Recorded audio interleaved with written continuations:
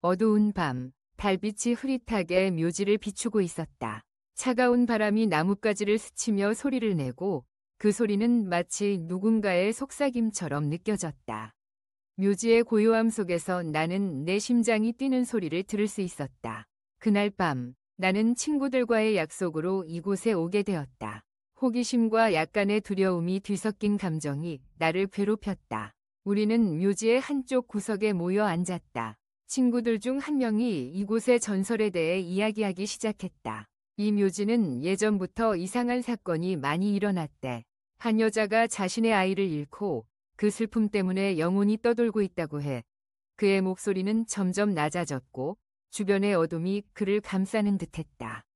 나도 모르게 그 이야기에 끌려 들어갔다. 하지만 그 이야기가 끝나기도 전에 갑자기 한 친구가 소리쳤다. 저기. 그의 손가락이 가리킨 곳에는 묘비 하나가 있었다. 그 묘비는 다른 것들과는 달리 유난히 새하얗고 마치 빛을 발하는 것처럼 보였다. 우리는 호기심에 이끌려 그쪽으로 다가갔다.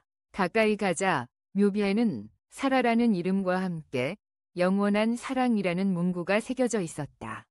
그 순간 한 친구가 장난스럽게 말했다. 사라에게 인사해보자. 그리고 그는 묘비 앞에 무릎을 꿇고 손을 모았다. 그 모습이 우스꽝스러워서 우리는 웃음을 터뜨렸다. 하지만 그 웃음은 곧 사라졌다. 갑자기 바람이 더욱 세차게 불어오고 주변의 나무들이 흔들리기 시작했다. 이상하다. 바람이 왜 이렇게 불어? 다른 친구가 불안한 목소리로 말했다. 그때 묘비 앞에 있던 친구가 갑자기 일어나며 소리쳤다. 뭔가 이상해. 그의 얼굴은 창백해졌고 눈에는 두려움이 가득했다. 우리는 그를 바라보며 무슨 일이 일어났는지 물었다. 내가 무릎 꿇고 기도하는 순간 뭔가 차가운 손이 내 어깨를 누르는 것 같았어. 그의 말에 우리는 서로의 얼굴을 바라보며 경악했다. 그냥 장난이지 않을까? 한 친구가 말했지만 그의 목소리도 떨리고 있었다. 우리는 다시 묘비로 돌아갔고 그곳에는 이상한 기운이 감돌고 있었다. 갑자기 묘비에서 희미한 빛이 뿜어져 나왔다. 그 빛은 점점 강해지더니 마치 사람의 형체처럼 보이는 것이 나타났다. 우리는 그 광경에 얼어붙어 움직일 수 없었다. 형제는 서서히 우리의 방향으로 다가왔다. 이게 도대체 뭐야? 한 친구가 속삭였다. 그 형제는 점점 선명해지더니 한 여자의 모습으로 변했다. 그녀는 슬픈 얼굴을 하고 있었고 눈에서는 눈물이 흐르고 있었다. 도와주세요. 그녀의 목소리가 바람을 타고 우리에게 전해졌다. 우리는 서로를 바라보며 도망가야 할지 아니면 그 자리에 있어야 할지 고민했다. 하지만 그 순간 친구 중 한 명이 그 여자의 이름을 불렀다.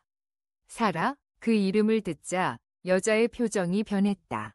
사라, 당신이 나를 기억해? 그녀의 목소리는 더욱 애절해졌다. 우리는 그 순간 그녀가 우리가 알고 있는 전설 속의 사라라는 것을 깨달았다. 그녀는 자신의 아이를 잃은 슬픔으로 인해 이곳에 갇혀 있었던 것이다. 우리는 그녀의 고통을 느끼며 어떻게든 도와주고 싶다는 마음이 들었다. 우리는 당신을 도와줄 수 있어요. 한 친구가 용기를 내어 말했다. 그러자 사라는 눈을 크게 뜨고 우리를 바라보았다. 나를 도와줄 수 있다면 제발 내 아이를 찾아주세요. 그녀의 목소리는 절박했고 우리는 그 요청을 받아들이기로 했다. 하지만 그 순간 주변의 공기가 갑자기 무겁게 변했다. 묘지의 고요함 속에서 무언가가 깨어나는 듯한 느낌이 들었다. 뭐야? 뭔가 이상해. 다른 친구가 소리쳤고 우리는 뒤를 돌아보았다. 그곳에는 어두운 그림자가 나타났다. 그것은 마치 사라의 슬픔을 먹고 자란 듯한 형체였다. 사라, 넌 나를 떠나지 못할 거야. 그 그림자는 사라를 향해 다가오며 소리쳤다. 그녀의 얼굴은 공포로 변했고 우리는 그 상황에 압도당했다. 도망쳐. 한 친구가 외치며 우리는 재빨리 그 자리를 떠났다. 하지만 사라는 그 자리에 남아 있었다. 제발 내 아이를 찾아줘. 그녀의 절규가 묘지에 울려 퍼졌다. 우리는 묘지를 빠져나왔지만 사라의 목소리는 계속해서 머릿속에서 맴돌았다. 내 아이를 찾아줘. 우리는 그날 밤의 일을 잊을 수 없었다.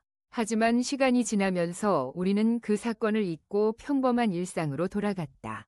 그러나 사라의 목소리는 내 마음속에 남아 있었다. 몇 주 후 나는 우연히 묘지에 대한 기사를 읽게 되었다.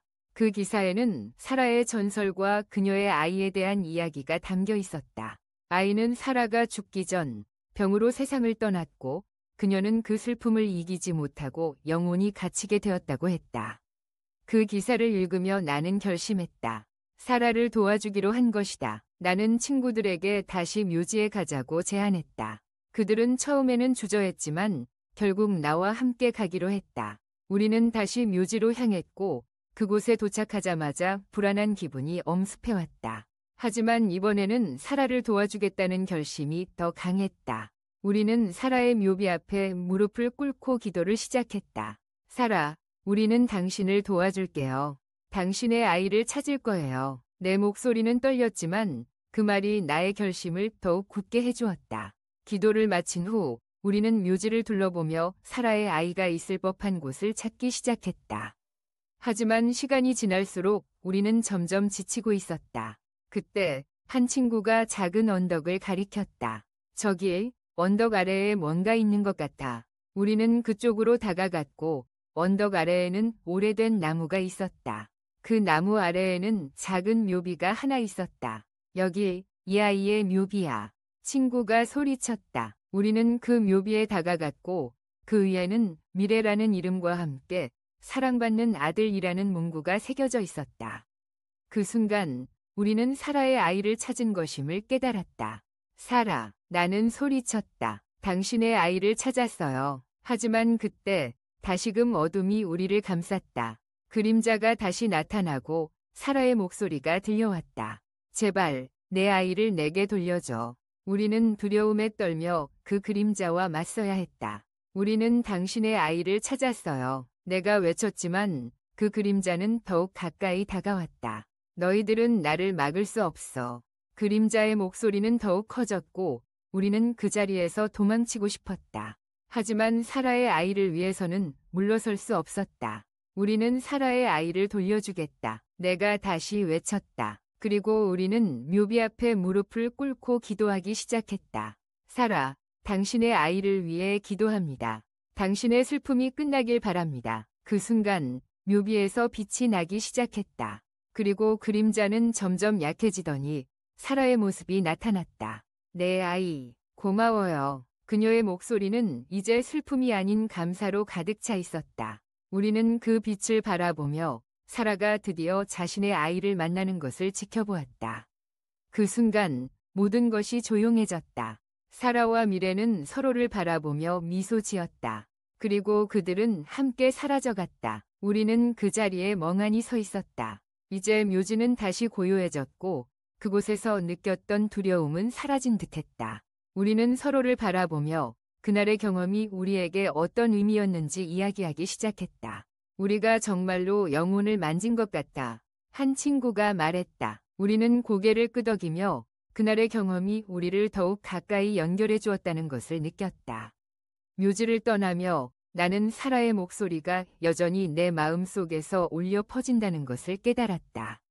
고마워요. 제발 잊지 말아주세요. 그녀의 목소리가 내 머릿속에서 계속 맴돌았다. 나는 사라의 이야기를 잊지 않기로 결심했다.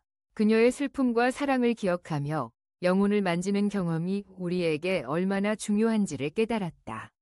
그날 이후 나는 사라의 전설을 친구들과 함께 이야기하며 그녀의 이야기를 잊지 않기로 했다.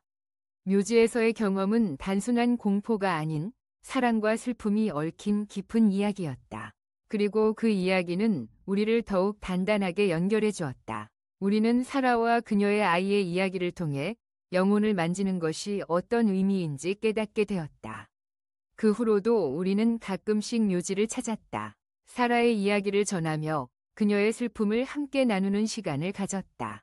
그리고 우리는 그곳에서 느꼈던 두려움이 이제는 더 이상 우리를 괴롭히지 않는다는 것을 알게 되었다.